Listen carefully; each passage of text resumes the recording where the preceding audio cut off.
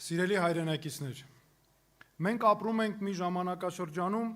երբ շատերին թվում է, թե պետությունների ճակատագրերը որոշվում են ինչ-որ օտար տեղերում, որոշվում են արտաքին ուժերի կողմից։ Եվ այնպես է ստացվել, որ Հայաստանի շուրջ նույնպես ձևավորվել են այդպիսի ընկալումներ, ու այդպես մեզ փորձ են անում կանգնեցնել հենց այդպիսի ընտրության առաջ։ Բայց սա ընտրություն չէ, որ ժողովուրդն ինքն իր համար կարող է անել սեփական պետության համար։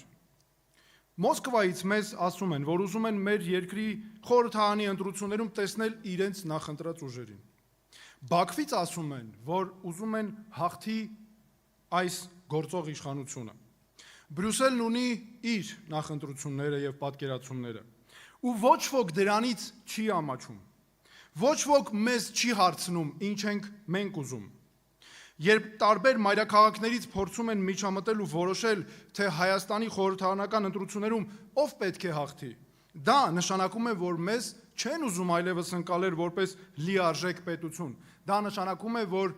մեզ սա ուղի է, որ տանում է մեզ կախվածության, եւ հետո որևէ արտաքին ուժ էլ կարող է զոհաբերել հանուն իր շահերի։ Հայաստանի ընտրությունները չեն կարող լինել օտար շահերի համար հանրաքվեի։ Սա ընտրություն չէ օտար ճամբարների միջև, սա ընտրություն է հանուն անկախ ու ինքնիշխան պետություն ունենալու։ Նա, ով առաջարկում է ընտրել, քվեարկել Ռուսաստանի համար կամ Արևմուտքի համար, նա, ով վախեցնում է մեզ ասելով կամ ես, կամ պատերազմ, իրականում մեկ բան է անում, վաճառում է Հայաստանի ինքնիշխանությունը ընտրական արդյունքի դիմաց։ Երկրի արտաքին քաղաքական ուղին ձևավորվում է,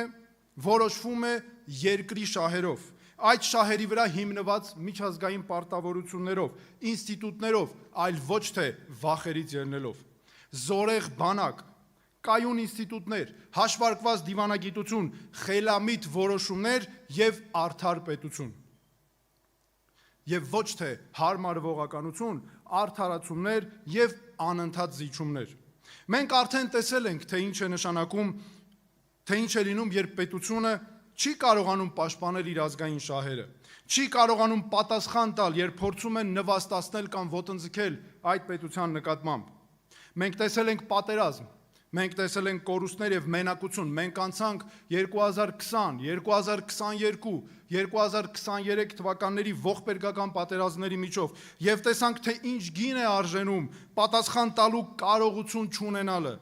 պատասխան տալու կարողություն ունեցող ղեկավարներ չունենալը եւ առանց իրական օգնության մնալը։ Սա պետք է դաս դառնա, ոչ թե արդարացում։ Ժողովուրդ, որ վերապրել է ցեղասպանություն, կորցրել է միլիոնավոր կյանքեր ու տարածքներ, այժմ պետք է ընտրություն անի օտար շահերի համար ու քվեարկի ու անունը դնի ընտրություն։ Մեր ժողովուրդն արժանի է այնպիսի պետության, որը մտածում է հենց ինքն իր մասին, տեր է իր քաղաքացիներին, տուն է ամբողջ աշխարհի հայերին եւ տեր է իր ազգային շահերին ամբողջ աշխարհում։ Դրա համար էլ մենք ընտրում ենք Հայաստանը, ոչ թե որովհետև փակվում ենք աշխարհից, ոչ թե որովհետև մեկուսանում ենք, այլ որովհետև միայն սեփական արժանապատվությամբ ղեկավարվող ժողովուրդն ու պետությունը կարող են կառուցել իրական երկիր, գտնել զարգացման ուժ եւ ապագա կառուցելու կարողություն։ Այդպես է միայն, որ մենք կարող ենք նաև կառուցել հարաբերություններ արժանապատիվ արևելքի, արևմուտքի մեր հարևանների հետ։ Պետություն, որը չի հարգում ինքն իրեն, հարգանքի չի արժանանա աշխարհում որևէ մեկի կողմից։ Եվ միանշանակ է հետևությունը։ Հայաստանում չկա որևէ խնդիր, որ մենք բոլորով միասին չկարողանանք լուծել։ Մեզ պետք է երկիր, որն արդար է, որում որևէ քաղաքացի ծայրահեղ աղքատության մեջ չի ապրում, որտեղ պետությունը ոչ թե արտոնություններ բաժանելու կամ լավ կյանքով ապրելու միջոց է, այլ մարդուն ծառայելու հանուն հարատև ազգային պետության նվիրական առաքելություն է, որտեղ սերունդներն ունեն պատասխանատվություն իրար նկատմամբ։ Մեզ պետք է ոչ թե անհատների պետություն, այլ իրավունքի պետություն, ոչ թե օրենքների վերաշարադրում իշխանության համար, այլ իշխանություն, որ ենթարկվում է օրենքներին։ Երկիր, որի ղեկավարները չեն վերաշարադրում պատմությունը հանուն նրա, որ կոծկեն սեփական ձախողումներն ու սխալները,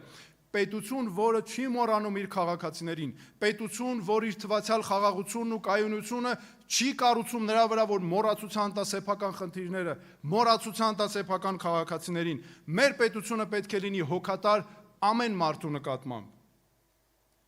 35 տարի մեզ ստիպել են ընտրել կամ կոռուպցիոներներ, կամ անկարողներ, կամ օլիգարխներ, կամ թույլեր, կամ Ռուսաստան, կամ Արևմուտք, կամ անվտանգություն, կամ ժողովրդավարություն։ Մենք ասում ենք բավական է, կամի, ժամանակն է սովորել ասել եւ անվտանգություն, եւ ժողովրդավարություն, եւ ուժեղ բանակ, եւ ազատ տնտեսություն, եւ ազգային արժանապատվություն, եւ ժամանակակից պետություն, եւ Սփյուռքի հետ կապեր, եւ ինքնուրույնություն։ Սա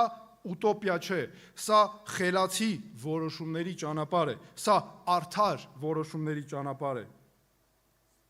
Եվ հենց այսպես է գալիս արդարությունը։ Մենք սա անել կարող ենք, եւ եթե անել կարող ենք, ուրեմն պետք է անենք, եւ մենք պետք է աշխատենք այնքան, որքան կարող ենք, իսկ դրանից հետո էլ այնքան, որքան պետք է։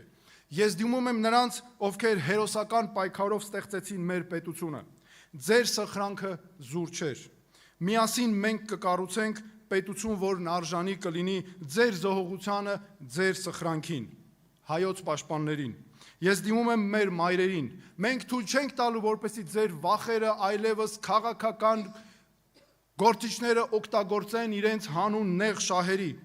Մենք կկառուցենք երկիր, որտեղ դուք ոչ միայն չեք վախենա ձեր երեխաների ապագայի համար, սիրելի մայրեր, այլ կունենաք վստահություն հայրենիքում նրանց ապահով կյանքի համար։ Գործարարներին ձեր ջանքերն իմաստ կունենան եւ արդյունք են տալու։ Երիտասարդներին ձեր հաջողությունը որոշվելու է ձեր աշխատանքով, գիտելիքով, արդար քրտինքով եւ ոչինչ այլ բանով։ Սիրելի հայրենակիցներ,